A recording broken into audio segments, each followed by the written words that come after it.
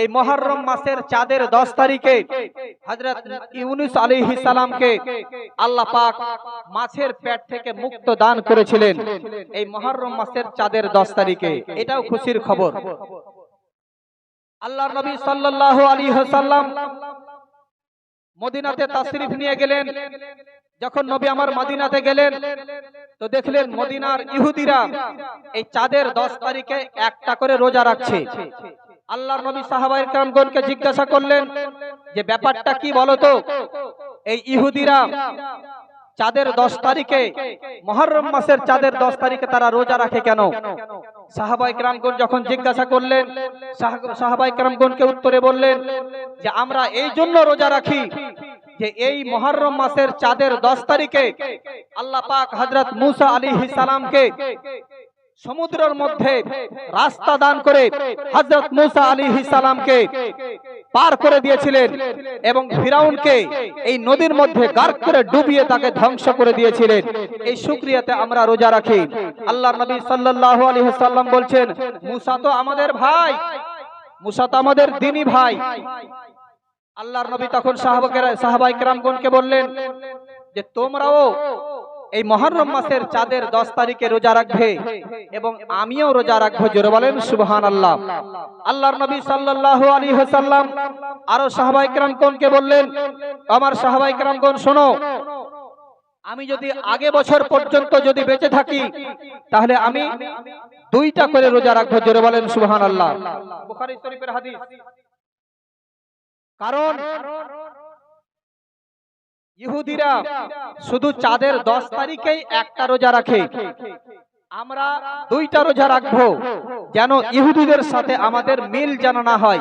ইহুদিরা একটা রাখে, আমরা চাঁদের 9 তারিখ এবং 10 তারিখ 2টা রোজা রাখবো, বা 10 তারিখ এবং 11 তারিখ। ব্রাদারান ইসলাম, 2টা রোজা রাখবো। তো আমরা সকলেই ভালো করে জানি যে এই মুহররম মাসের চাঁদের 10 তারিখে হযরতে ইমামে হুসাইন রাদিয়াল্লাহু তাআলা আনহু এবং এজিদের আপনার দুইজনের দ্বন্দ্ব হয়েছিল, ঝামেলা হয়েছিল। কারণ কি?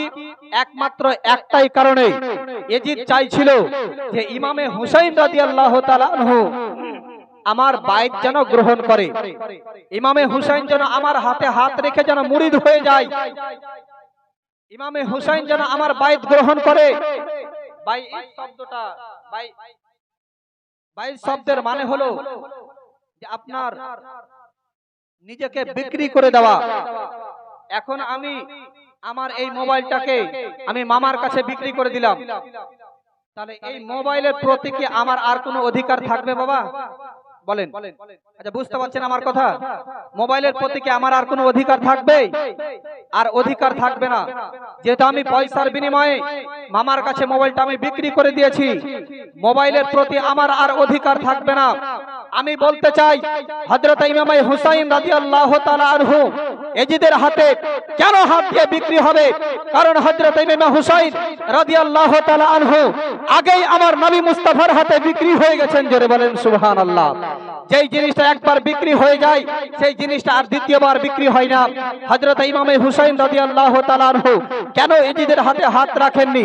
কারণ এজিদ ছিল আপনার সুদখোর, এজিদ ছিল মদখোর, এজিদ ছিল জিনাখোর, এজিদ ছিল আপনার বেঈমান, এজিদ ছিল আপনার ওয়াদা ভঙ্গকারী। এজিদ আপনার মদিনার জামে মসজিদে, মদিনার মসজিদে নববীতে আপনার উট এবং ঘোড়াকে বাঁধিয়ে সেখানে প্রসাব এবং পায়খানা করিয়েছিল। এজিদ আপনার মদিনার মহিলাদেরকে 3 দিন পর্যন্ত আপনার ধর্ষণ করেছিল। আপনার মসজিদে নববীতে ঘোড়া বাঁধিয়ে মসজিদের ভিতরে আপনার প্রসাব পায়খানা করিয়েছিল। এই রকম এজিদ শয়তানের হাতে হযরত ইমাম হুসাইন কি করে আপনার হাত রাখতে পারে? কি করে এজিদ আপনার ইমামে হুসাইন এজিদের কি করে আপনার বাইত গ্রহণ করতে পারে? ইমাম হুসাইন তো হচ্ছে বাদশা, ইমামে হুসাইন তো হচ্ছে দ্বীনের খুঁটি। হযরত ইমাম হুসাইন রাদিয়াল্লাহু তাআলা আনহু তো হচ্ছে ইসলাম, দ্বীন ইসলাম। ব্রাদারান ইসলাম, এই জন্য হযরতে ইমামে হুসাইন রাদিয়াল্লাহু তাআলা আনহু এজিদের হাতে হাত রাখেননি। আজকে যদি আমরা যদি হুসাইনি মুসলমান হই, আজকে যদি অরিজিনালে যদি আমরা হুসাইনকে মেনে থাকি, তাহলে আমাদেরকে নামাজ পড়তে হবে, কারণ ইসলাম আমাদেরকে নামাজ পড়তে বলেছে। ইসলাম মদকে সাপোর্ট করে না, ইসলাম জুয়াকে সাপোর্ট করে না, ইসলাম ঢোল তাবলাকে সাপোর্ট করে না, ইসলাম আপনার ব্যভিচারীকে সাপোর্ট করে না, ইসলাম আপনার জেনাখোরকে সাপোর্ট করে না, ইসলাম আপনার খারাপ কাজকে সাপোর্ট করে না।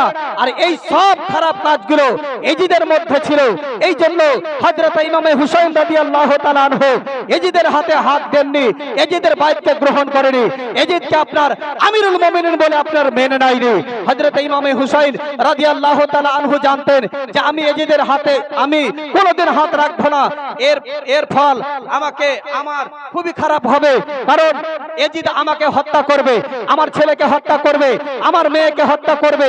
আমার কোনো দুঃখ নেই, আমার সব চাইতে, আমার ছেলে চাইতে, আমার মেয়ে চাইতে, আমার পরিবার চাইতে সব থেকে আমার কাছে দিন ইসলাম হলো অতি উত্তম। জোরে বলেন সুবহানাল্লাহ। আমি ঈমানকে বিক্রি করতে পারবো না। এই জন্য হযরতে ইমামে হুসাইন রাদিয়াল্লাহু তাআলা আনহু এজিদের হাতে হাত দিয়ে আপনার বাইত গ্রহণ করে নাই। বাপজিরা আমার, ইমামে হুসাইন রাদিয়াল্লাহু তাআলা আনহুর আমরা যদি মাননেওয়ালা হই তাহলে আমাদেরকে নামাজ পড়তে হবে। ইমামে হুসাইনের যদি আমরা মাননেওয়ালা হই আমাদেরকে সুদ ছাড়তে হবে। আমরা যদি ইমামে হুসাইনের মাননেওয়ালা হই তাহলে আমাদেরকে ঘুষ ছাড়তে হবে। ইমামে হুসাইনের যদি আমরা মাননেওয়ালা হই তাহলে আমাদেরকে ঢোল তাবলা ছাড়তে হবে। আমরা যদি ইমামে হুসাইনের মাননেওয়ালা হই বড়দের শ্রদ্ধা সম্মান করতে হবে। আমরা যদি ইমামে হুসাইনের মাননেওয়ালা হই ছোটদের প্রতি মায়া মমতা করতে হবে। আমরা যদি ইমামে হুসাইনের মাননেওয়ালা হই তাহলে মা বাবার সাথে ভালো ব্যবহার করতে হবে। আমরা যদি ইমামে হুসাইনের মাননেওয়ালা হই দিন ইসলামের প্রত্যেকটা নিয়ম নীতি অনুসারে আমাদেরকে জীবন যাপন করতে হবে। তাহলে আমরা নিজেকে ইমামে হুসাইনের মাননেওয়ালা বলে পরিচয় দিতে পারবো। জোরে বলেন সুবহানাল্লাহ। বাপজিরা আমার, হযরত ইমামে হুসাইন রাদিয়াল্লাহু তাআলা আনহুর দ্বন্দ্ব এজিদের সঙ্গে হয়েছিল। এই এজিদ কি করে ক্ষমতা পেয়েছিল, এজিদ কি করে গভর্নর হয়েছিল, এজিদ কি করে আপনার বাদশা হয়েছিল, শুনবেন আপনারা, শুনবেন বাপজিরা আমার। একবার মহব্বতে জোরে বলুন সুবহানাল্লাহ, মহব্বতে জোরে বলুন সুবহানাল্লাহ। হযরতে ইমামে হুসাইন রাদিয়াল্লাহু তাআলা আনহু গর্দনকে কাটিয়ে দিয়েছে কিন্তু ঈমানকে বিক্রি করেনি। হযরত ইমামে হুসাইন যদি চাইতেন তাহলে এজিদের কাছ থেকে অনেক টাকা পয়সা নিতে পারতেন। হযরত ইমামে হুসাইন রাদিয়াল্লাহু তাআলা আনহু সেদিন পয়সার কাছে বিক্রি হয়নি।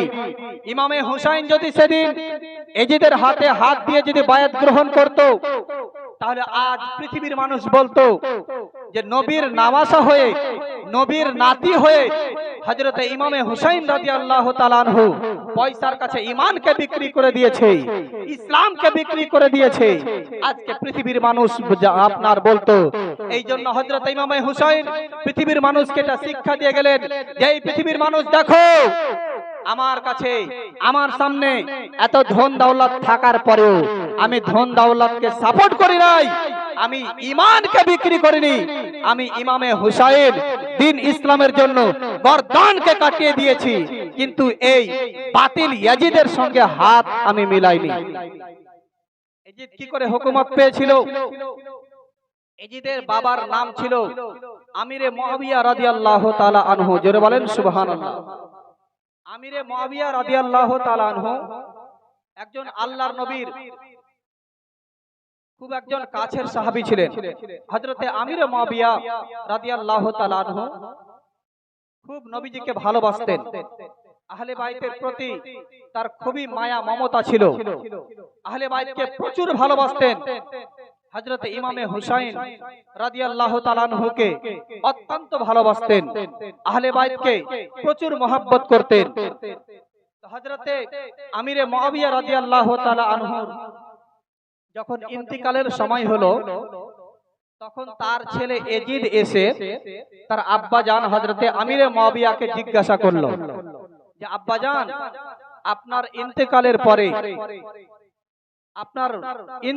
পরে বাদশা কে হবে?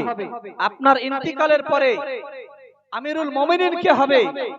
তখন হযরতে আমিরে মুয়াবিয়া রাদিয়াল্লাহু তাআলা আনহু বাবা উত্তরে বলেছিল যে আমার বেটা ইয়াজিদ, আমি দেখতে পাচ্ছি আমার মৃত্যু খুব কাছে, হয়তো আমি আর পৃথিবীর জমিনে হয়তো আমি আর থাকবো না, আমি হয়তো আর বেশি বাঁচবো না। এই জন্য আমি তোমার হাতেই এই বাদশাহীটা তুলে দিয়ে যাব। জোরে বলেন সুবহানাল্লাহ। তোমার হাতেই আমি বাদশাহী সঁপে দেব, তোমাকে আমি বাদশা বানিয়ে যাব, তোমাকে আমি আমিরুল মুমিনিন বানিয়ে যাব, তোমাকে আমি খলিফা বানিয়ে যাব। ব্রাদারান ইসলাম, হযরতে আমিরে মুয়াবিয়া রাদিয়াল্লাহু তাআলা আনহু বলে, আমার বেটা ইয়াজিদ রে, আমার ইন্তিকালের পরে আমি তোমাকে খলিফা বানিয়ে যাব।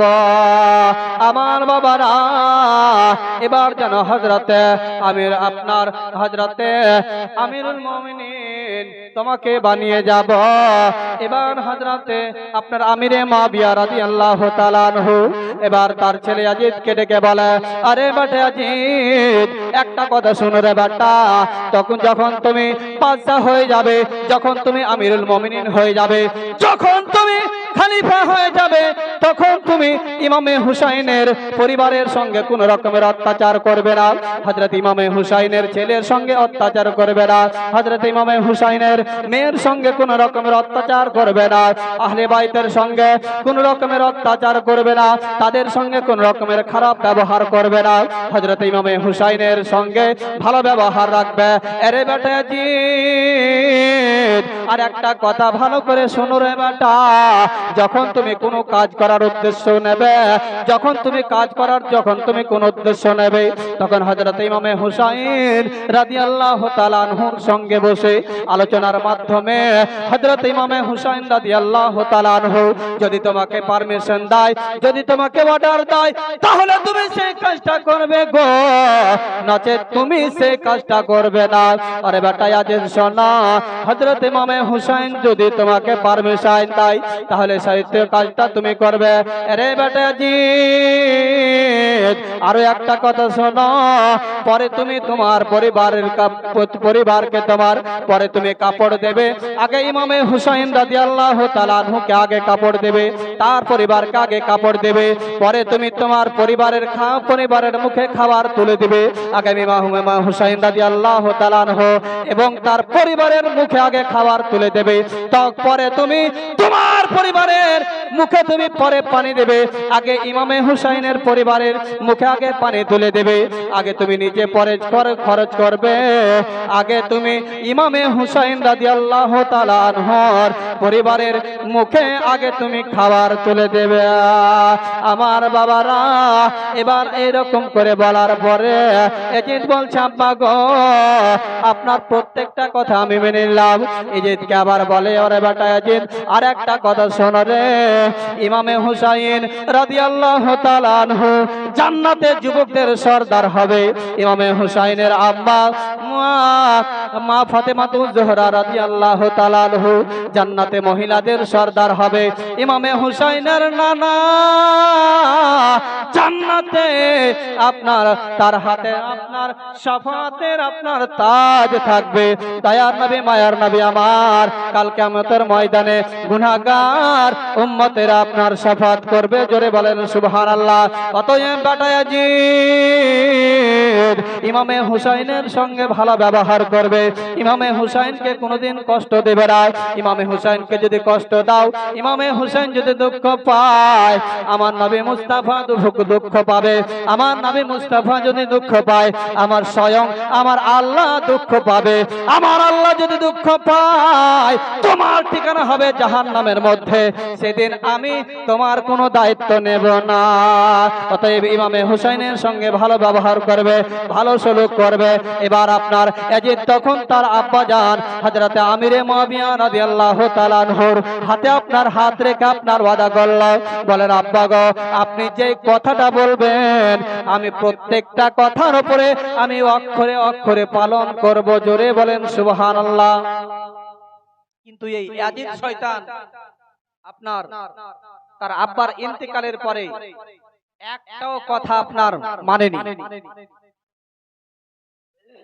হযরতে আমিরে মুআবিয়া হযরতে আমিরে মুআবিয়া রাদিয়াল্লাহু তাআলা আনহু আবার ইয়াজিদকে ডেকে বলল, আরে বেটা ইয়াজিদ, আরো একটা কথা শোনো রে বেটা। আবার ইন্তেকালের পরে আমাকে যখন গোসল দেবে, নেককার মানুষের হাত দ্বারা আমাকে গোসল করাবে। গোসল করার পরে আমার কাফনের জন্য বাজার থেকে কোনো কাপড় খরিদ করে আনবে না। ওই যে দেখতে পাচ্ছ আমার ঘরে যে চাদরটা রাখা আছে, ওই চাদরটা কেটে আমার কাফন বানাবে। এই যে এবার জিজ্ঞাসা করলা, আব্বা গো আপনি ওই কাপড়টা কোথায় পেয়েছেন গো আব্বা, একটু দয়া করে বলেন না, ওই কাপড়টাকে আপনি এত হেফাজত করে কেন রেখেছেন? তখন হযরতে আমিরে মুআবিয়া রাদিয়াল্লাহু তাআলা আনহু উত্তরে বলেছিল, আরে বেটা ইয়াজিদ, ওই কাপড়টাকে আমি এই জন্য এত হেফাজত করে রেখেছি। একদিন আমি নবীর দরবারে গেলাম, দয়ার নবী মায়ার নবী আমার ইসলামের দর্শ দিচ্ছে সাহাবায়ে কেরামগণকে। আমি গেলাম দয়ার নবী মায়ার নবী আমার আমাকে বড় ভালোবেসে আমাকে এই চাদরখানা দিয়েছে। সেই দিন থেকে আমি ইরাদা করে নিয়েছি যে যখন আমি মৃত্যুবরণ করব, আমার এই কাপড়টাকে আমি আপনার কাফনের কাপড় বানাবো। জোরে বলেন সুবহানাল্লাহ। অতএব এই কাপড়টাকে আমার কাফনের কাপড় বানাবে। আর একটা কথা শোনো, ওই যে আমার ঘরের মধ্যে তুমি আমার মাল দৌলত টাকা পয়সা দেখতে পাচ্ছ, সোনা চাঁদি দেখতে পাচ্ছ, সে আমার খাজানের মধ্যে একটা রুমাল রাখা আছে। ওই রুমালের মধ্যে দেখতে পাবে দয়ার নবী মায়ার নবীর কয়েকটা চুল মোবারক রাখা আছে এবং নাখুন মোবারক রাখা আছে। আরে বেটাজি, যখন তুমি আমাকে কবরের মধ্যে রেখে আসবে, তখন ওই চুল এবং নাখুনটাকে আমার চোখের উপরে রেখে দেবে, আমার মুখের উপরে রেখে দেবে, যেন আমি আল্লাহর দরবারে যেন আমি নবীর দরবারে যখন আমি যাব, আমার আল্লাহ যেন নবীর ওসিলাতে আমার সকল জীবনের গুনাহ খাতা মাফ করে দেয়। দেখেন আলে নবীর প্রতি কতটা ভালোবাসা ছিল আমিরে মুআবিয়া রাদিয়াল্লাহু তাআলা আনহুর, কতটা মহব্বত ছিল রে বাবা। হুসাইনের প্রতি কতটা মহব্বত ছিল। এরকম করে যখন আপনার তার ছেলে ইয়াজিদকে বারবার করে বলতে লাগলো, এবার ইয়াজিদ বলল, আব্বা গো আপনি কোনো চিন্তা করিয়েন না, আপনার প্রত্যেকটা কথা আমি মানব। হযরতে আমিরে মুআবিয়া রাদিয়াল্লাহু তাআলা আনহু ইয়াজিদকে এরকম পরামর্শ দিয়ে হযরতে আমিরে মুআবিয়া রাদিয়াল্লাহু তাআলা আনহু ইন্তেকাল করলেন। বাবা, যখন আমিরে মুআবিয়া রাদিয়াল্লাহু তাআলা আনহু ইন্তেকাল করলেন, হযরতে আমিরে মুআবিয়া রাদিয়াল্লাহু তাআলা আনহুকে দামেস্কের সবথেকে বড় কবরস্থানের মধ্যে দাফন করা হলো। দাফন করার পরে ইয়াজিদ এবার বাদশা হয়ে গেল। ইয়াজিদ এবার তাখতে বসে গেল, গদিতে বসে গেল। গদিতে বসে যাওয়ার পরে ইয়াজিদের মধ্যে অহংকার চলে আসলো যে আব্বা তো বলে গেছে যে যখন তুমি কোনো কাজ করবে ইমামে হুসাইনের সঙ্গে পরামর্শ করবে, ইমামে হুসাইন যদি অনুমতি দেয় তাহলে সেই কাজটা করবে, নচেত করবে না।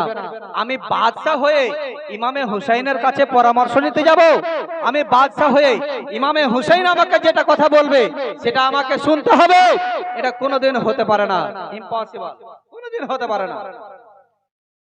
ইয়াজিদের মধ্যে অহংকার চলে আসলো। আমাদের মধ্যে বাপ দেখবেন, যখন মানুষ একটু বড় পদে চলে যায় তখন নিচেকার মানুষকে আর চিনতে পারে না, ঠিক কিনা বাপ? আর চিনতে পারে না। তো ইয়াজিদ বলল যে আমি এই ইমামে হুসাইনের পরামর্শ নেব, ইমামে হুসাইনের কথা মতো আমাকে চলতে হবে, এটা কোনোদিনও হতে পারে না, কোনোদিনও হতে পারে না।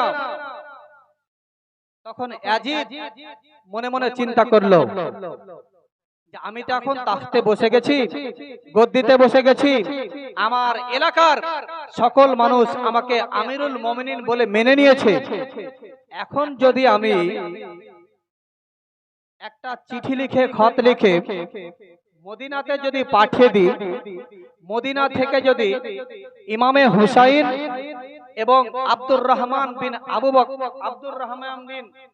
বকর এবং আব্দুল্লাহ ইবনে জুবাইর এবং আব্দুল্লাহ ইবনে উমর, এই চারজন যদি আমাকে আমিরুল মুমিনিন বলে যদি মেনে নেয়, তাহলে আমাকে মদিনার সকল মানুষ আমিরুল মুমিনিন বলে মেনে নেবে, আমাকে বাদশা বলে মেনে নেবে।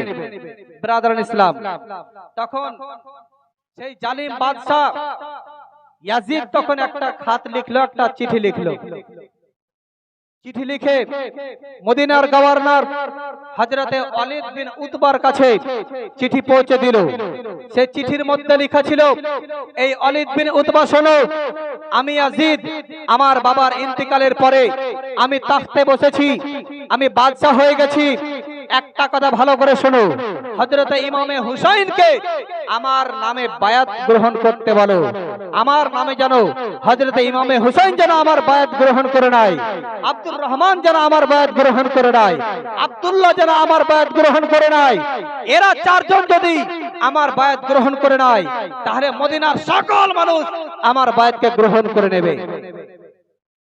আর তারা যদি আমার বায়াতকে যদি গ্রহণ না করে, তাহলে তাদের মাথাকে কেটে এই চিঠির উত্তরের সাথে তাদের মাথাকে আমার দরবারে পাঠাবে।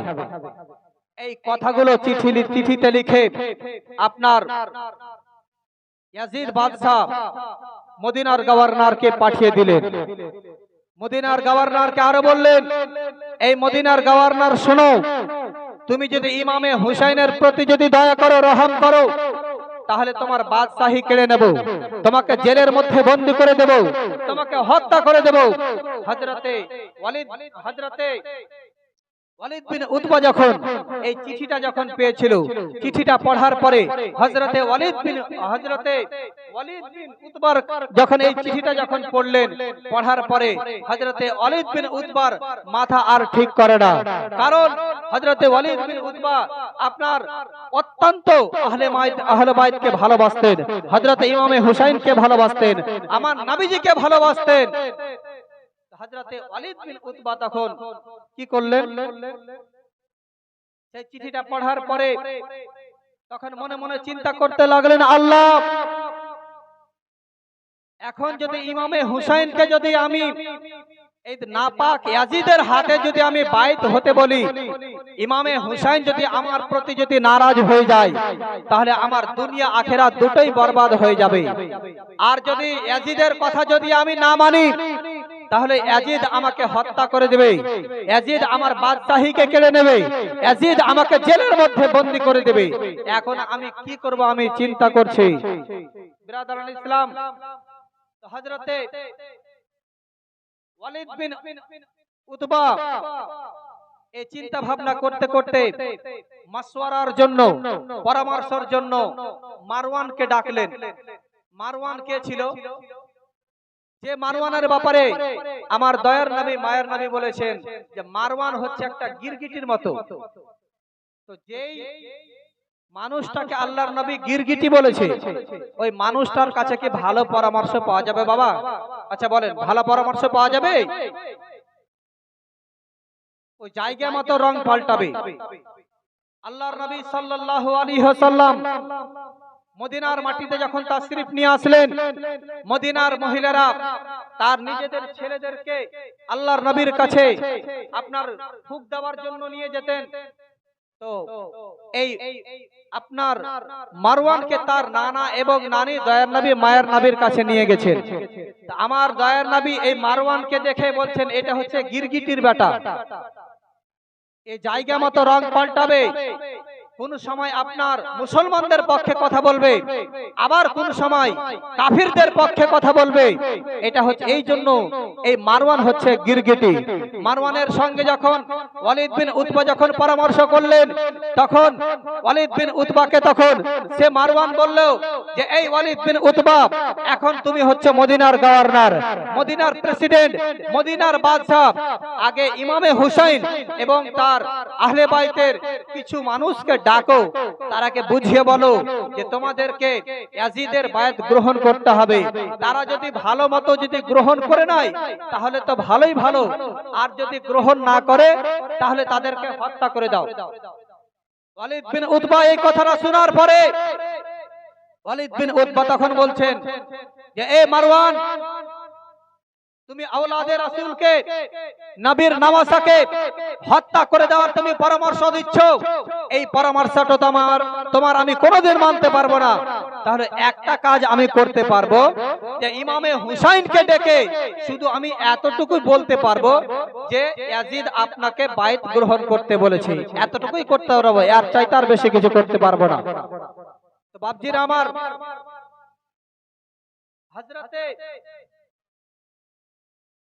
হযরতে ইমামে হুসাইন রাদিয়াল্লাহু তাআলা আনহুকে ওয়ালিদ বিন উতবা ডাকতে পাঠালেন আব্দুল্লাহকে যে যাও হযরতে ইমামে হুসাইনকে ডেকে নিয়ে আসো। ইমামে হুসাইনকে আগে বলি যে ইয়াজিদ আপনাকে তার হাতে বাইত হতে বলেছে, সে আপনাকে মুরিদ হতে বলেছে। যখন আপনার সেই আব্দুর রহমান আব্দুল্লাহ যখন গেলেন তো দেখলেন যে ইমামে হুসাইন রাদিয়াল্লাহু তাআলা আনহু এবং আব্দুল্লাহ ইবনে জুবাইর তিনা দুজনে ইশার নামাজ পড়ার পরে মসজিদের মধ্যে বসে আছে। মসজিদের মধ্যে বসে আছেন, নামাজ শেষ হওয়ার পরে মসজিদের মধ্যে বসে আছে, আল্লাহর তাসবিহ তাহলিল করছে। আব্দুল্লাহ তখন যে হযরত ইমামে হুসাইন রাদিয়াল্লাহু তাআলা আনহুকে বললেন যে এই ইমামে হুসাইন আকা, আপনাকে মদিনার গভর্নর ওয়ালিদ বিন উতবা আপনাকে ডেকেছে। হযরত ইমামে হুসাইন রাদিয়াল্লাহু তাআলা আনহু তখন এবার আব্দুল্লাহ ইবনে জুবাইরকে তখন বললেন, ওরে আমার ভাই হযরতে আব্দুল্লাহ ইবনে জুবাইর, শোনো, এই সময় হয়তো এই মদিনার বাদশা ওয়ালিদ বিন উতবা আমাদেরকে এই জন্য ডাকছে, হয়তো আমাদেরকে বলবে যে তোমরা ইয়াজিদের বাইতকে গ্রহণ করে নাও, এই জন্য হয়তো আমাদেরকে ডাকছে। এবার আপনার আব্দুল্লাহ বলছেন, হ্যাঁ আকা, আমারও এই কথাটাই আমারও মনে হচ্ছে, ঠিক আছে চলেন। এবার হযরতে ইমামে হুসাইন রাদিয়াল্লাহু তাআলা আনহু আপনার আহলে বাইতের কিছু যুবককে নিয়ে, তার কিছু চাহনেওয়ালাকে নিয়ে আপনার মদিনার বাদশার বাড়িতে ওয়ালিদ বিন উতবার বাড়িতে চলে আসলেন। আসার পরে তখন আপনার সেই যুবকদেরকে বলছেন, এরে যুবকের একটা কথা শোনো গো, আমি ঘরের মধ্যে প্রবেশ করছি, যদি আমার আওয়াজ যদি উঁচু হয়ে যায় তাহলে তোমরা ঘরের মধ্যে আসবে, নচেৎ তোমরা বাইরে দাঁড়িয়ে থাকো। এবার হযরত ইমামে হুসাইন রাদিয়াল্লাহু তাআলা আনহু এবার আপনার কিছু সাথী সঙ্গীকে নিয়ে এবার ওয়ালিদ বিন উতবার বাড়িতে চলে গেলেন। ওয়ালিদ বিন উতবার বাড়িতে যাওয়ার পরে আবার যখন ঘরের মধ্যে প্রবেশ করলেন, ইমামে হুসাইন রাদিয়াল্লাহু তাআলা আনহুকে দেখে ওয়ালিদ বিন উতবা আপনার চেয়ার ছেড়ে দিলেন, বলেন, আকা হুসাইন আপনি চারে বসুন। এবার হযরত ইমামে হুসাইন রাদিয়াল্লাহু তাআলা আনহু চারে বসার পরে বলে, এই ওয়ালিদ বিন উতবা, এত রাত্রে আমাদেরকে কেন ডেকেছে বলো না? এবার ওয়ালিদ বিন উতবা এবার তখন বলছে, আকা হুসাইন আমাকে ক্ষমা করবেন, এত রাত্রে আপনাকে আমি ডেকে পাঠিয়েছি, কর্তব্য তো ছিল গো যে আমি আপনার দরবারে যেতাম, কিন্তু আকা হুসাইন এমন কিছু কথা আছে গো যেটা মানুষের সামনে বলা যাবে না। আকা হুসাইন হযরতে আমিরে মুয়াবিয়া রাদিয়াল্লাহু তাআলা আনহু ইন্তেকাল করে গেছেন। হযরতে ইমামে হুসাইন রাদিয়াল্লাহু তাআলা আনহু হযরতে আমিরে মুয়াবিয়া রাদিয়াল্লাহু তাআলা আনহুর ইন্তেকালের খবর শুনে ইন্না লিল্লাহি ওয়া ইন্না ইলাইহি রাজিউন পড়লেন। হযরতে আমিরে মুয়াবিয়ার জন্য দোয়া করলেন যে আল্লাহ যেন হযরতে আমিরে মুয়াবিয়া রাদিয়াল্লাহু তাআলা আনহুকে আপনার জান্নাতবাসী করে। হযরতে ইমামে হুসাইন রাদিয়াল্লাহু তাআলা আনহুকে বললেন, ওয়ালিদ বিন উতবা বললেন, আকা হুসাইন হযরত আমিরে মাবিয়া ইন্তেকাল করার পরে তার ছেলে ইয়াজিদ আপনার তাখতে বসে গেছে, আপনার সেখানকার গভর্নর হয়ে গেছে, আপনার খলিফা হয়ে গেছে, বাদশা হয়ে গেছে। সে চিঠি লিখেছে, খত লিখেছে, ইমামে হুসাইনকে আমার নামে বাইত গ্রহণ করতে বলো। ইমামে হুসাইন রাদিয়াল্লাহু তাআলা আনহু এই কথা শোনার পরে ইমামে হুসাইন আপনার ইমামে হুসাইনের চেহারাটা যেন আপনার রাগে লাল হয়ে গেল। ইমামে হুসাইন রাদিয়াল্লাহু তাআলা আনহু তখন ওয়ালিদ বিন উতবাকে বলল, আরে ওয়ালিদ বিন উতবা, তুমি কি জানো না আমি হচ্ছে ইমামে হুসাইন, আমি ইমামে হাসানের ভাই, আমি হচ্ছে হায়দারে কাররার হযরতে আলীর ছেলে, আমি নবী মুস্তাফার নওয়াসা। আমি ইয়াজিদের হাতে কি করে হাত রাখতে পারি? যে আপনার ইয়াজিদ আপনার সুদখোর, যে ইয়াদি আপনার মদখোর, যদি আপনি আপনার ইয়াজিদ শরীয়তের বিরোধী কাজ করে, যে ইয়াজিদ আপনার জিনা করে, যে ইয়াজিদ আপনার মিথ্যা কথা বলে, যে ইয়াজিদ আপনার মানুষকে হত্যা করে, যে ইয়াজিদ আপনার মদিনার আপনার মসজিদে নববীতে আপনার ঘোড়া বেঁধে উট বেঁধে যে ইয়াজিদ আপনার পেশাব পায়খানা করাতে পারে, আমি সেই ইয়াজিদের হাতে কি করে আমি হাত রাখতে পারি? যেই হাতের মধ্যে আমার আব্বা জান হযরতে হায়দারে কাররার আলিয়া মুর্তজা চুমো দিয়েছে, যেই হাতের মধ্যে আমার বড় ভাই ইমামে হাসান রাদিয়াল্লাহু তাআলা আনহু চুমো দিয়েছে, যেই হাতের মধ্যে হযরত আবু বকর চুমো দিয়েছে, যেই হাতের মধ্যে হযরত উমর ফারুক চুমো দিয়েছে, যেই হাতের মধ্যে উসমানের জন্য রায়ন চুমো দিয়েছে, যেই হাতের মধ্যে হযরতে আপনার হযরতে বিলাল আহসি চুমো দিয়েছে, যেই হাতের মধ্যে আল্লাহর নবীর অসংখ্য সাহাবায়ে কেরামগণ চুমো দিয়েছে, যেই হাতের মধ্যে আমার মা চুমো দিয়েছে, এই হাতটাকে আমি নাপাক হাজিদের হাতে আমি কি করে হাতটা দিতে পারি বলো? তখন ওয়ালিদ বিন উতবা বললেন যে হুজুর, তাহলে আপনি ইয়াজিদের বাইতকে গ্রহণ করবেন না? ইমামে হুসাইন বললেন না। ইমামে হুসাইন রাদিয়াল্লাহু তাআলা আনহু জানতেন যে আমি যদি ইয়াজিদের হাতে যদি আমি হাত না দিই, ইয়াজিদের বাইত যদি আমি গ্রহণ না করি, তো এই ইয়াজিদ জালিম শয়তান আমার ছেলেকে হত্যা করবে, এই ইয়াজিদ শয়তান আমার মেয়েকে হত্যা করবে, এই ইয়াজিদ শয়তান আমার সমস্ত পরিবার পরিজনকে হত্যা করে দেবে। কিন্তু ইমামে হুসাইন রাদিয়াল্লাহু তাআলা আনহুর কাছে নিজের বেটির চাইতে ইসলাম হলো আপনার উত্তম, নিজের বেটার চাইতে ইসলাম হচ্ছে উত্তম, নিজের ছেলের চাইতে ঈমান হচ্ছে উত্তম। হযরত ইমামে হুসাইন বলে, আমার পরিবার যদি কারবালার প্রান্তরে যদি শহীদ হয়ে যায়, আমার ছেলের লাশ আমার চোখের সামনে থাকবে, আমি হুসাইন দেখতে পারবো। আমার মেয়ের লাশ আমার চোখের সামনে থাকবে, আমি হুসাইন দেখতে পারবো। আমার ছেলের লাশ আমার চোখের সামনে থাকবে, আমি দেখতে পারবো।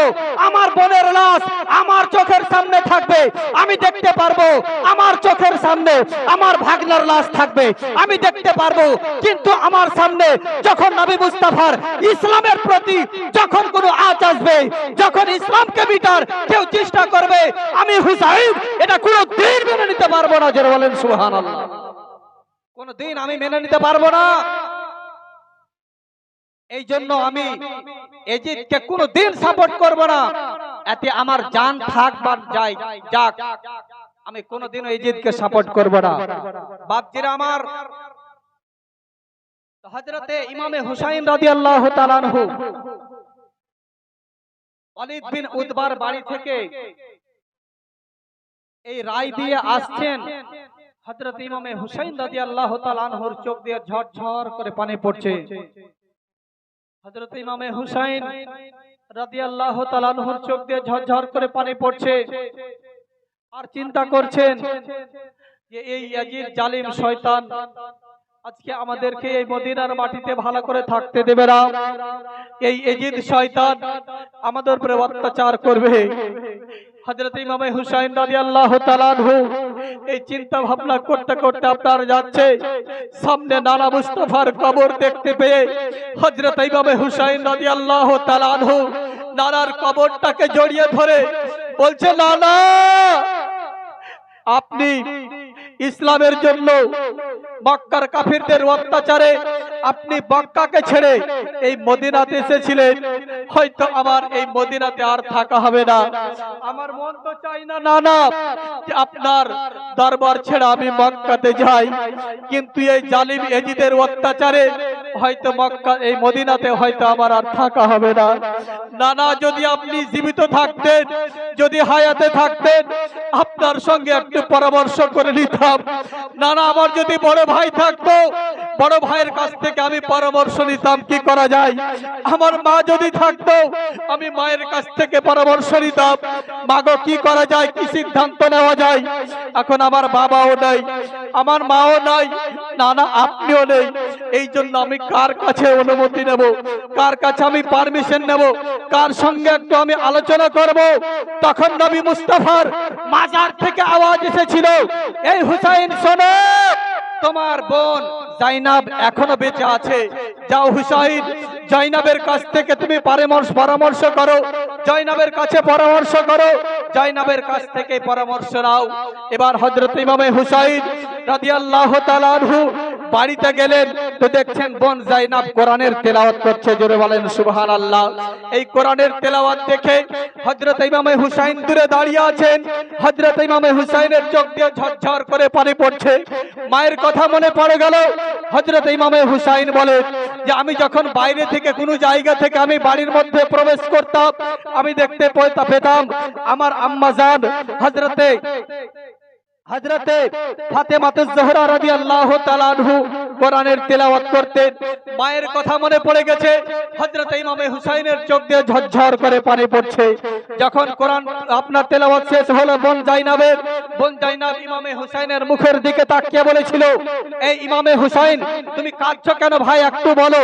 হযরত ইমামে হুসাইন রাদিয়াল্লাহু তাআলা আনহু তখন বলেছিল, এই বোন জাইনাব, আমার চোখ দিয়ে এই যেন ঝরঝর করে পানি পড়ছে যে আমি যখন কোন বাইরে থেকে যখন আমি আসতাম, দেখতে পেতাম আমি আমার আম্মাকে কোরআনের তেলাওয়াত করতো, এই জন্য মায়ের কথা মনে পড়ে গেছে। এই দিন আম্মার চোখ দিয়ে ঝরঝর করে পানি পড়ছে।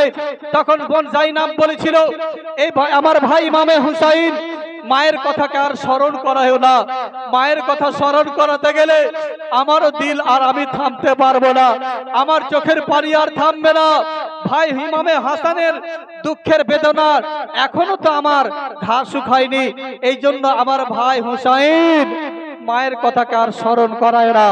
আব্বাজিরা আমার তখন বোন জাইনাবের সঙ্গে আলোচনা করলেন। বোন জাইনাবকে বলছেন, এ বোন জাইনাব, এই সময় আল্লাহর নবীর সাহাবী আমির মুআবিয়া রাদিয়াল্লাহু তাআলা আনহু ইন্তিকাল করেছেন। তার ছেলে ইয়াজিদ গভর্নর হয়েছে, তার ছেলে ইয়াজিদ বাদশা হয়েছে। সেই ইয়াজিদ খাত লিখে পাঠিয়েছে, চিঠি লিখে পাঠিয়েছে মদিনার বাদশাকে যে ইমামে হুসাইনকে আমার বায়াত গ্রহণ করতে বলো। তখন তার বোন জাইনাব উত্তরে বলেছিল, এ আমার ভাই হুসাইন, যদি তুমি ইয়াজিদের হাতে যদি হাত রাখো তাহলে কি লাভ হবে, ইয়াজিদের হাতে যদি হাত না রাখো তাহলে কি লাভ হবে, একটু শোনাও। তখন ইমামে হুসাইন রাদিয়াল্লাহু তাআলা আনহু তখন বলেছিল যে আমার বোন জাইনাব, আমি যদি এখন ইয়াজিদ নাপাক ইয়াজিদের হাতে যদি হাত রাখি তাহলে আমার ঈমান শেষ হয়ে যাবে, ইসলাম শেষ হয়ে যাবে। আর ইয়াজিদের হাতে যদি আমি হাত না রাখি তাহলে কিয়ামত পর্যন্ত ইসলাম টিকে থাকবে। জোরে বলেন সুবহানাল্লাহ। নানা মুস্তাফার দিন টিকে থাকবে, তোমার কি রায় বলো? তখন বোন জাইনাব বলেছিল, আমার ভাই হুসাইন শোনো, আমার শরীরেও আলিয়া মুর্তাজার রক্ত আছে, আমার শরীরেও নবী মুস্তাফার, আমিও হচ্ছি খানদান, আমি হচ্ছি তোমার বোন জাইনাব। আমার শোনো, একটা কথা শোনো, কারবালার প্রান্তরে যদি আমার আওনে মোহাম্মদ যদি হত্যা হয়ে যদি কতল করে যদি আমার আওনে মোহাম্মদের লাশ যদি আমার চোখের সামনে থাকে, তবু আমি দেখতে পারবো। আমার ভাই হুসাইনের লাশ যদি আমার চোখের সামনে থাকে আমি সহ্য করে নেব। আমার আহলে আয়াল পরিবারকে যদি ইয়াজিদ শয়তান যদি হত্যা করে দেয়, আমার চোখের সামনে তাদের লাশ পড়ে থাকবে, আমি নিজেকে কন্ট্রোল করতে পারবো। কিন্তু নানা মুস্তাফার দিনকে যে শেষ করে দেবে, আমি এটা কোনো দিন মেনে নিতে পারবো না। ইয়াজিদের হাতে কোনো দিন আপনি বায়াত গ্রহণ করিয়েন না, এটাই হচ্ছে আমার রায়। এটাই হচ্ছে আমার সিদ্ধান্ত। ইমামে হুসাইন রাদিয়াল্লাহু তাআলা আনহু তখন বলেছিল, বোন জাইনাব, এটা হচ্ছে আমারও রায়, এটা হচ্ছে আমারও সিদ্ধান্ত। বাপজিরা আমার, সেই ইয়াজিদ শয়তানের অত্যাচারে সেই মদিনাতে আর ইমামে হুসাইন থাকতে পারেননি। ইমামে হুসাইন রাদিয়াল্লাহু তাআলা আনহু আপনার সেই ইয়াজিদ শয়তানের অত্যাচারে তার আহলে আয়াল পরিবারকে নিয়ে মদিনাতে আপনার যাবে, এই জন্য বাবার কবরের কাছে গেছে, বাবার মাজারটার কাছে গেছে। ইমামে হুসাইন রাদিয়াল্লাহু তাআলা আনহু আপনার মায়ের কবরের কাছে গেছে। বলেন, আম্মা ফাতেমা, এজিদের অত্যাচারে হয়তো মদিনাতে আর থাকা হবে না গো মা। নানার দিনের খাতুরে আমাকে হয়তো মদিনা মক্কা চলে যেতে হবে। আমার মন তো চাই না, কিন্তু তারপরে আমাকে মক্কা যেতে হবে। ওগো মা, আর হয়তো এই মদিনায় থাকতে পাবো না। আমার আখেরি সালামটা নিয়ে নাও, ইমামে হুসাইনকে শেষবারের মতো দেখে নাও। এরকম করে আপনার মায়ের কবরটাকে আপনার জিয়ারত করার পরে আমার নামে মুস্তাফার কবরের কাছে চলে গেছে। ইমামে হুসাইন রাদিয়াল্লাহু তাআলা আনহু নানা মুস্তাফার কবরটাকে জড়িয়ে ধরে বলেছিল, ওগো নানা মুস্তাফা, ওগো আমার নানা, আমি ইমামে হুসাইন মদিনার মাটিতে আর হয়তো থাকতে পাবো না। নানা গো, আখেরি সালাম আমার নিয়ে নাও, আমার জন্য দোয়া করিও, আমি যেন নিজের দিলটাকে যেন সবর দিতে পারি গো লালা। এই আপনার আখেরি সালামটা আপনার করে ইমামে হুসাইন রাদিয়াল্লাহু তাআলা আনহু এবার আপনার মদিনা থেকে মক্কা যাবে। তার একটা আপনার মেয়ে, যার নাম হচ্ছে আপনার সুগরা। সুগরা 11 বছরের মেয়ে। সুগরাকে এত জ্বর এসছে যে ভালো করে দাঁড়াতে পারে না। ইমামে হুসাইন রাদিয়াল্লাহু তাআলা আনহু বলছেন, আলী আসগর, আলী আকবর, জাইনাব, তোমরা সকলে বের হও, সকলকে এই মদিনা ছেড়ে মক্কায় যেতে হবে। যখন সকলে বের হয়ে যাচ্ছেন, সুগরা তখন ইমামে হুসাইন রাদিয়াল্লাহু তাআলা আনহুকে বলছেন, আব্বা, আমি কি আপনার বেটি নয়? আজকে আপনি আমাকে একাই রেখে যাবেন এই মদিনাতে? ইমামে হুসাইন রাদিয়াল্লাহু তাআলা আনহু তখন বলেছিল, বেটি সুগরা, তোমাকে এই মদিনাতে একাই থাকতে হবে, কারণ তোমার শরীরের মধ্যে অত্যন্ত জ্বর, তুমি যেতে পারবে না মা, এই জন্য তুমি এই মদিনাতেই থাকো। সুগরাকে মদিনাতে রেখে যখন ইমামে হুসাইন তার পরিবার পরিজন আহলে বাইতকে নিয়ে যখন মক্কার দিকে রওনা হচ্ছে, সুগরা গেটের কাছে দাঁড়িয়ে ইমামে হুসাইনের দিকে তাকাচ্ছে, মার দিকে তাকাচ্ছে, দুধ ভাই আলী আসগরের দিকে তাকাচ্ছে, আর সুগরা আপনার হাউমাউ হাউমাউ করে কাঁদছে। ইমামে হুসাইনের স্ত্রী ইমামে হুসাইনকে বলছেন, ও আমার আকা হুসাইন, আমার মাথার তাজ, আজকে আবার সুগরাকে মদিনার মাটিতে আমি রেখে যাচ্ছি গো।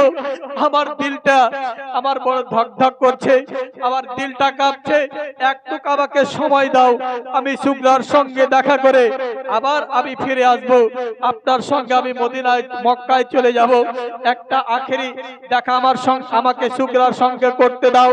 এবার হযরতে ইমামে হুসাইনের স্ত্রী সুগরার আম্মা তখন সুগরার কাছে আসলেন। তো সুগরা দেখছেন বিছানার মধ্যে কাঁদতে কাঁদতে শুয়ে গেছে। সুগরার মাথাতে যখন হাত দিয়েছে তখন ঘুমটা ভেঙে গেছে। মা বলে সুগরা একদম কেঁদে উঠেছে, বলেন, মা, আপনি কি মদিনাতেই থাকবেন? আপনি কি আমার কাছেই থাকবেন? আপনি আর যাবেন না?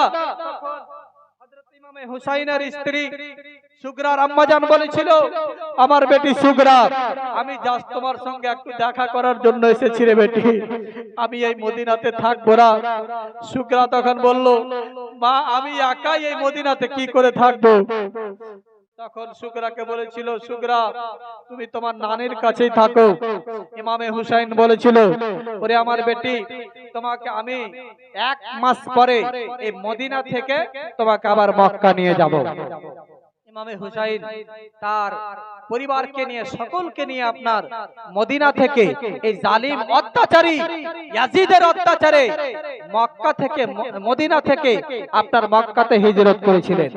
মক্কাতে যাওয়ার পরে যখন ইমামে হুসাইন রাদিয়াল্লাহু তাআলা আনহু যখন মক্কাতে গিয়েছিলেন, মক্কাতে যাওয়ার পরে কুফার মানুষ শুনতে পেয়েছে যে ইমামে হুসাইন আপনার মদিনা থেকে মক্কাতে এসেছে। তখন কুফার মানুষ আপনার খত লিখতে লাগলো, চিঠি লিখতে লাগলো যে ইমামে হুসাইন রাদিয়াল্লাহু তাআলা আনহু আপনি এই কুফা নগরে আসেন, 1,00,000 মানুষ আপনার ইসলাম গ্রহণ করবে, আপনার বাইত গ্রহণ করবে। খাকে কারবালা কিতাবের মধ্যে লিখেছে যে 1,000 মানুষ আপনার হাতে মুরিদ হবে। হযরতে ইমামে হুসাইন রাদিয়াল্লাহু তাআলা আনহুকে যখন চিঠির পরে চিঠি, খাতের পরে খাত যখন আপনার দিয়ে যায় সাহাবায়ে কেরামগণ, তখন হযরতে ইমামে হুসাইন সাহাবায়ে কেরামগণের সঙ্গে আপনার আলোচনা করেন। সাহাবায়ে কেরামগণ তখন বলেন, ইমামে হুসাইন আকা আপনি ওই তায়েফ নগরে যাবেন না, কারণ ওই তায়েফ নগরের মানুষের ব্যবহার ভালো নয়। তায়েফ নগরের মানুষ হচ্ছে বেঈমান, তারা কথা দিয়ে কথা রাখে না। হয়তো আপনাকে আপনার বাবার মতো এই তায়েফের মানুষ হয়তো আপনাকে হত্যা করে দেবে। এটা হচ্ছে তাদের ষড়যন্ত্র। এই জন্য আপনি এই মক্কা থেকে তায়েফে যেন না। ব্রাদারান ইসলাম, এখন যদি ধারাবাহিক ভাবে কারবালা পর্যন্ত যদি এই ঘটনাটুকু বলি তাহলে আরো একদিন সময় লাগবে বা 2 দিন সময় লাগবে। কিছুক্ষণ পরেই তো আপনাদের প্রধান অতিথি চলে আসবে। যাই হোক বাপজির আমার, একবার মুহাব্বতে দরুদ শরীফ পড়ুন। হযরতে ইমামে হুসাইন কারবালার প্রান্তরে কি করে শহীদ হয়েছিল আপনাদেরকে শোনাবো। একবার মুহাব্বতে সকলে গোটা মাজমা একবার দরুদ শরীফ পড়ুন তো। আল্লাহুম্মা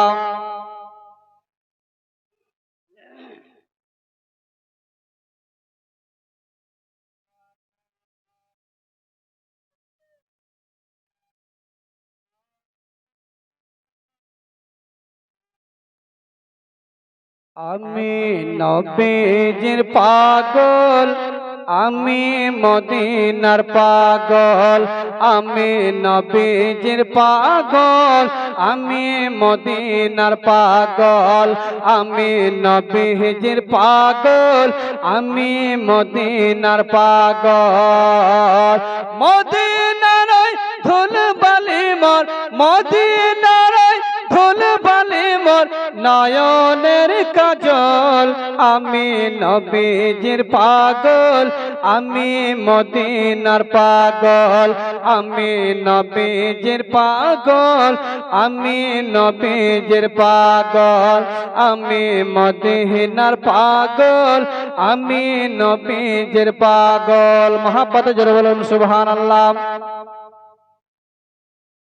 শুনিলে মদিনার কথা ভুলতে পারি সকল ব্যথা, শুনিলে মদিনার কথা ভুলতে পারি সকল ব্যথা, শুনিলে মদিনার কথা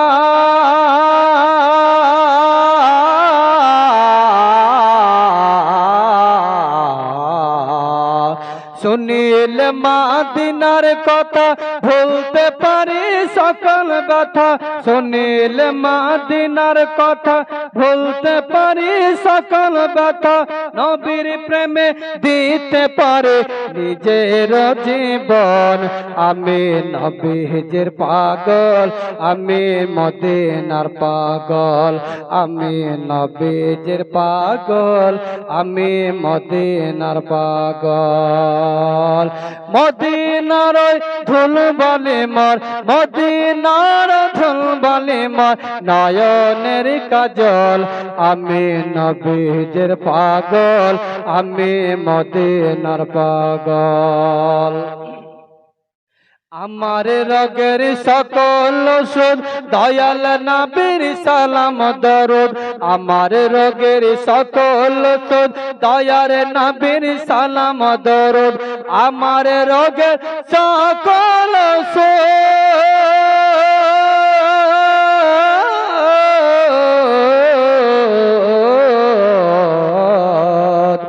আমার আর রোগের সকল ওষুধ দয়াল নবীর সালাম দরুদ ভক্তি জিতে পড়ি যখন ভক্তি জিতে পড়ি যখন হয় সুস্থ সবল আমি নবীজির পাগল আমি মদিনার পাগল আমি নবীজির পাগল আমি মদিনার পাগল আল্লাহুম্মা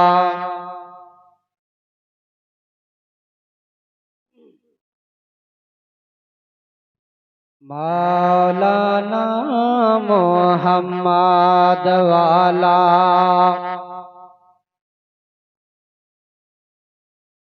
মাওলানা মুহাম্মদ ওরে আসগার জসনে রে তুই কারবালার ময়দানে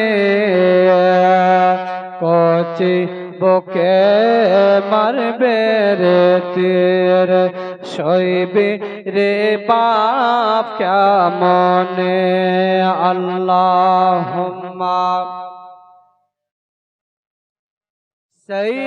সাইয়্যিদিনা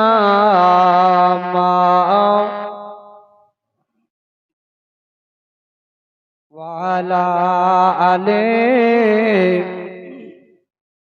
মাওলানা মুহাম্মদ সাল্লাল্লাহু আলাইহি ওয়াসাল্লাম।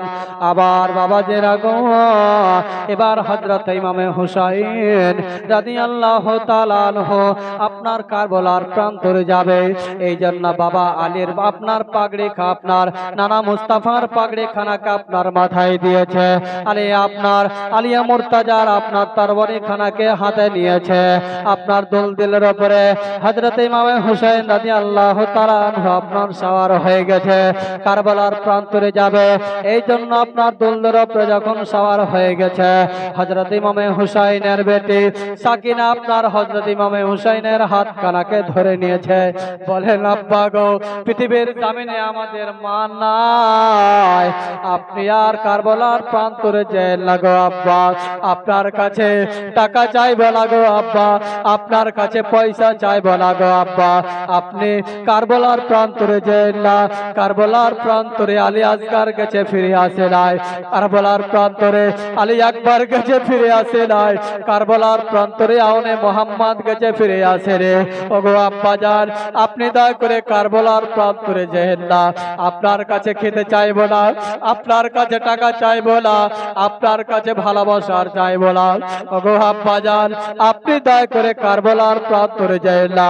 সুগরা আপনার সাকিনা হযরত ইমামে হুসাইনের হাত খানাকে ধরে হাওমাও করে কাঁদছে। হযরত ইমামে হুসাইনের চোখ দিয়ে ঝরঝর করে আপনার পারে পড়ছে। হযরত ইমামে হুসাইন সাকিনাকে আপনার বুকে জড়িয়ে ধরে হাওমা করে কাঁদছে। তারপরে আপনার বোন জাইনাবকে ডাক দিয়ে বলে, আরে বোন জাইনাব আমার বেটি সুগরাকে আমার বেটি সাকিনাকে তুমি নিয়ে যাও খেমার মধ্যে। আমার সাকিনাকে পৃথিবীতে কোনোদিন কষ্ট দিও না রে, আমি হয়তো আর পৃথিবীর জামিনে থাকবো না, এখন আমি কারবালার প্রান্তরে যাব গো। আমি যদি কারবালার প্রান্তর থেকে যদি আমি ফিরে না আসি, আমার এই সাকিনাকে তুমি একটু ভালো করে দেখাশোনা করিও, আমার এই সাকিনাকে তুমি কষ্ট দিও না, আমার সাকিনাকে নিজের মেয়ের মতো তুমি ভালোবাসিও। আপনার জাইনাব তখন আপনার সাকিনাকে নিয়ে আপনার খিমার মধ্যে যাবে। হযরত ইমামে হুসাইনের ছেলে আপনার জ্বরে জর্জরিত হয়ে আছে। ইমামে হুসাইনের বেটা আপনার হযরত ইমামে হুসাইনের হাত এসে ধরে নিয়েছে। বলেন আব্বা গো কারবালার প্রান্তরে আপনাকে যেতে দেব না গো আব্বা, আমি বেঁচে রয়েছি, আমি জাইনুল আবেদিন বেঁচে রয়েছি, বলেছি আপনাকে কারবালার প্রান্তরে যেতে দেব না। আমি কারবালার প্রান্তরে যে কাফিরদের সঙ্গে আপনার মোকাবিলা করব। হযরত ইমাম হুসাইন রাদিয়াল্লাহু তাআলা আনহু তখন বলেছিল, এরে বেটা জাইনুল আবেদিন, তোমাকে বেঁচে থাকতে হবে রে, কারণ তুমি যদি কারবালার প্রান্তরে তুমি চলে যাও, তার এখান থেকে হুসাইনি সিলসিলা শেষ হয়ে যাবে, পৃথিবীর জামিনে হুসাইনি সিলসিলা আর থাকবে না। আরে আবুল কাসিম, আরে আমার ছেলে জাইনুল আবেদিন, তোমাকে বেঁচে থাকতে হবে। তুমি যদি বেঁচে থাকো, কাল কিয়ামত পর্যন্ত হুসাইনি সিলসিলা থাকবে। কারবালার প্রান্তরে তুমি যদি শহীদ হয়ে যাও, তাহলে কারবালার প্রান্তরে শহীদ হয়ে গেলে হুসাইনি সিলসিলা শেষ হয়ে যাবে।